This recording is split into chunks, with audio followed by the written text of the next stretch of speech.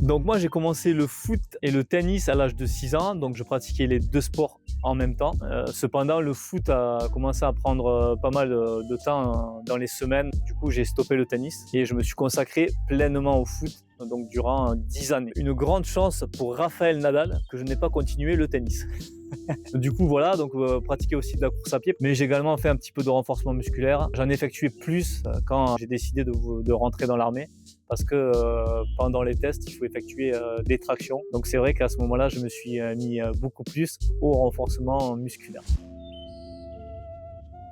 Donc j'ai effectué mes classes, mes 6 mois de classe. Donc j'avais un physique 1m70, pas très grand. D'ailleurs, je ne le suis toujours pas, je fais toujours 1m70. Mais j'étais beaucoup plus fin parce que je revenais de 10 ans de foot, donc je pesais tout juste 60 kilos. Et pour moi, un militaire, c'était quelqu'un de solide, charismatique. Donc c'est vrai que j'avais quand même en tête cette idée de un peu plus gaillard, on va dire.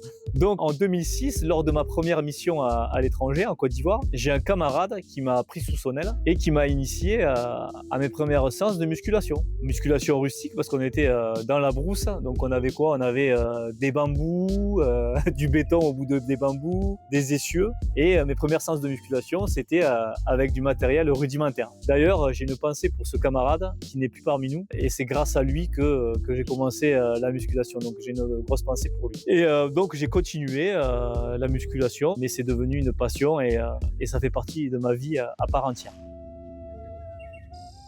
Alors, il faut savoir que dès le lycée, en seconde, moi, je voulais faire un STAPS. Et je voulais faire un STAPS, mais malheureusement, mes compétences scientifiques et mathématiques n'étaient pas assez élevées. Donc, je me suis redirigé vers notre belle armée française. Au fil des années où je me rapprochais de la fin de ma carrière, c'est vrai que je voulais faire du coaching et du coaching personnalisé. Ça me tient à cœur d'accompagner les gens individuellement par rapport à leur contexte, à leurs problématiques, à leur pathologie, et surtout pour pouvoir motiver, être là, être derrière eux, les amener vers leurs objectifs et leur permettre de se dépasser. Donc voilà pourquoi j'ai choisi le coaching personnalisé pour vraiment accompagner au mieux chaque personne individuellement.